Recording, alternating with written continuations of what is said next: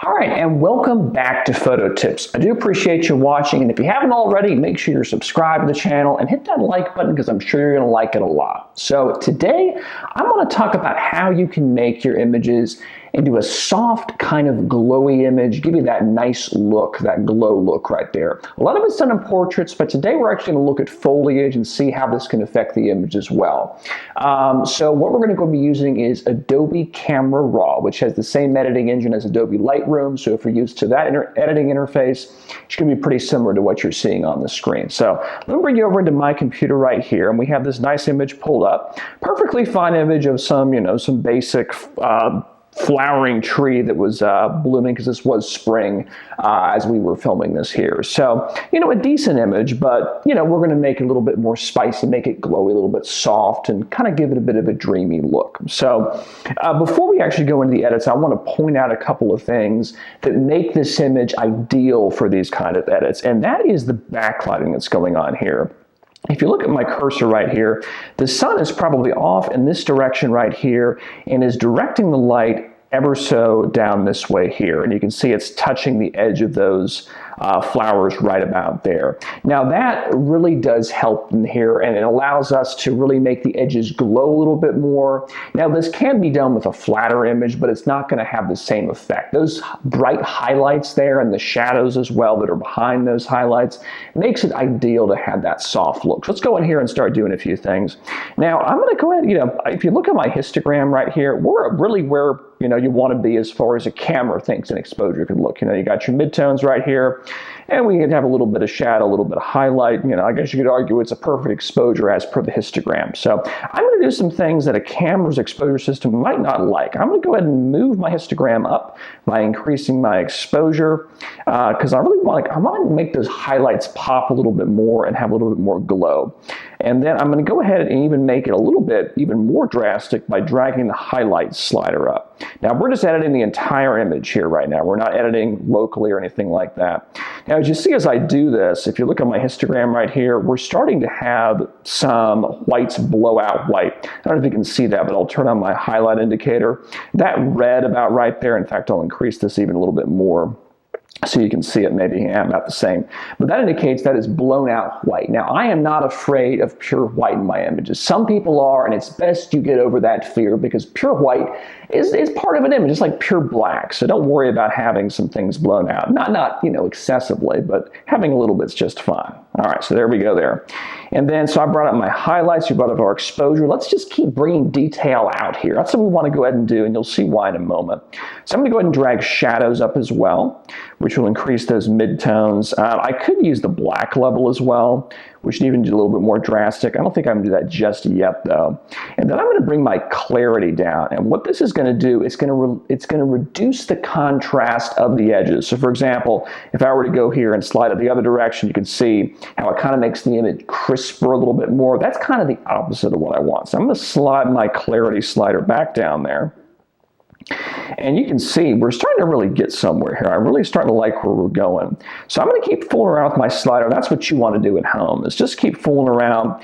And highlights and shadows, those are a little bit more subtle adjustments, goes a little bit more slowly.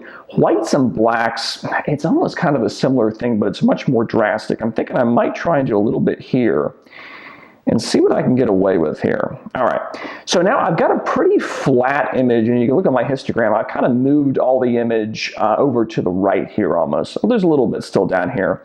But you know what? Maybe I've gone a little bit too far, I think. And this, well, I was gonna do this anyway, but I'm gonna go ahead and increase my contrast just ever so slightly and really make it just a little bit more contrast interesting. We don't wanna have too much of this softness going on.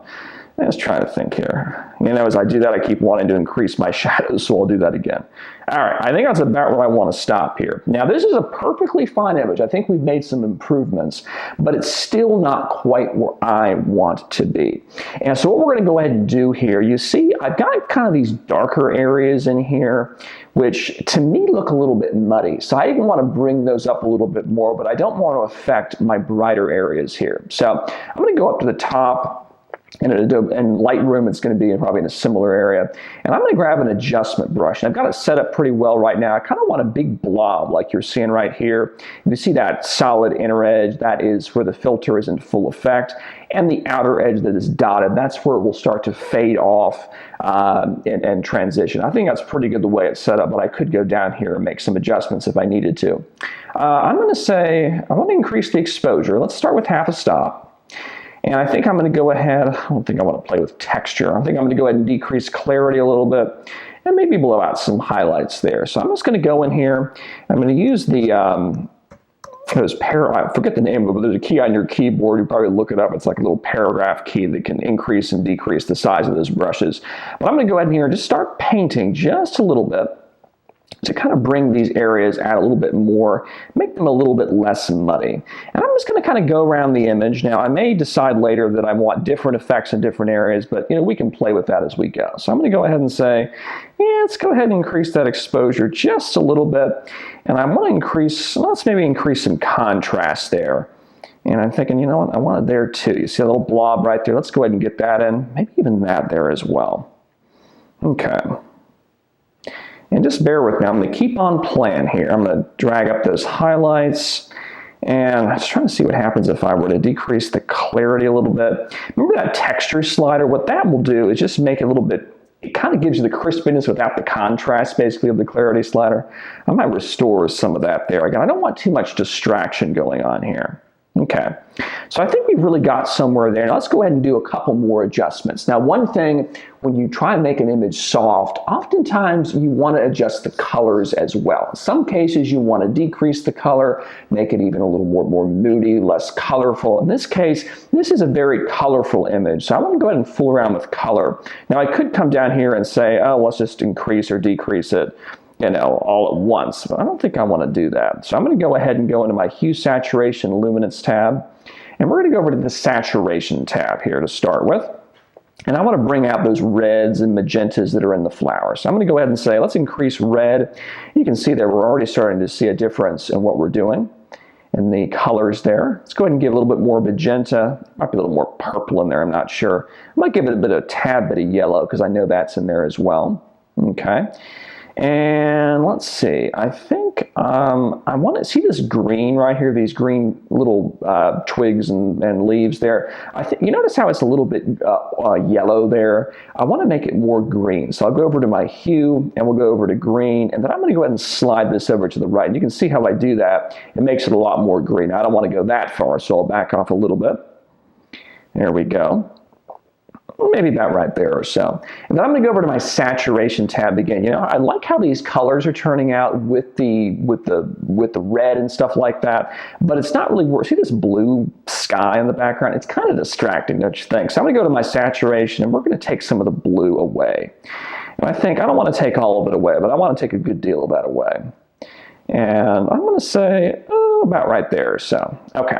Now, I think we're doing pretty well, but one last thing I want to do, and I do this all the time, you've seen it, is we're going to go into our Effects tab over here, and I want to do a post-crop vignette, and what that will do is start to darken those corners a little bit, focus our attention on there, just, because we still have a little bit of muddiness in here. I don't know if you noticed that, because of that, all that increasing in the shadows that we did. And that's kind of what we're trying to combat. So I don't want to do too much here. So I'm going to go ahead and slide the amount down. It's highlight priority. That is perfectly fine. And then midpoint, what that will do is actually move the kind of the border of the effect a little bit further out. So we'll go ahead and play around with that as well. And I'm trying to think if I want to do this roundness thing a little bit more. It's basically going to make it a little bit more rectangular, a little bit more round. Just kind of fool around with it there. I'm going to say, about right there. So, and I'm going to go back to my main image here, just do a couple more adjustments. I might give it a little bit more contrast. There we go. And, let me think here. I think I'm getting almost there. I'm just going to maybe make it a little bit more warm. Yeah, there we go. That's kind of nice right there. And we can say we made a little bit more warm, a little bit more yellow into the image. And I think that's honestly pretty good. What do you guys think? Let me go ahead and open it up into Photoshop. Actually, you know what? Before we do that, I always forget to do this. When you increase the midtones and bring out more detail, oftentimes you bring out more noise in the image. So let's go ahead and zoom into 100%. Go to my detail tab. I'm going to probably sharpen it a little bit here. And I might give a little bit of luminance noise reduction, although this looks like this shot's not too bad. And then I'm going to go over to my lens corrections and hit remove chromatic aberrations. That's where in those high contrast areas you ever see a little bit of blue in there, a little bit of green kind of fringing going on. This helps eliminate that. And this is an older lens, so it's going to have a little bit more than some modern. So I go over to manual and I can say, do a little bit more purple, a little bit more green, take some of that out. So I think that's really giving us something right there. I'm going to go ahead and hit open image, and I want to put a little border around it in Photoshop so you can see what we did, and we'll discuss exactly what we did here. So I'm going to go ahead and add a 2-inch border, and let's go up to 100%. Well, not 100%. I'm going to go to full screen rather. I'm going to give it a little bit more zoom out because I know your screen is cropped. So take a look at it. It's a huge difference from where we started here. So basically what we did was we increased the exposure, we increased the highlights, we brought out shadows, we even increased the whites and the blacks, made those pop a little bit more, bring out more detail. We decreased the clarity as well to give you a little bit less contrast there in the edges. And then we fooled around with some colors, made them much more saturated, but we did take some of the blue away. And I fooled around with the contrast a little bit to bring maybe a little bit of detail back and did that vignette to focus our attention in just a little bit more. So let's go ahead and save this out, and then I will go ahead and put it side by side with what we had here. So I'm going to go to save out a quick JPEG for us. This will do, and we'll call this one after. So we'll save that. Kaboom, there we go. Let's go over to our Adobe Bridge, and let's take a look at before. All right, before, it was fine, but it was unremarkable. It didn't have that warmth we were looking for. So let's go ahead and zoom over there to our final one. As you can see, a much better result. Really gives you that nice kind of warm glow, spring feel that I think really helps here. And you can do this, I would say, one popular way, again, is to do it with portraits as well. You can use many of the same techniques in here to do a portrait, although you probably wouldn't want to saturate the colors as much. You don't want to make somebody's face super red or something like that. But similar concept there as well. So definitely appreciate you watching Photo Tips. Hope you enjoyed learning how to make your images glow and make them look a little bit softer. Make sure again to like the video, follow, subscribe, depending on what platform you're on, and we will see you again next time. Have a good one. Bye-bye.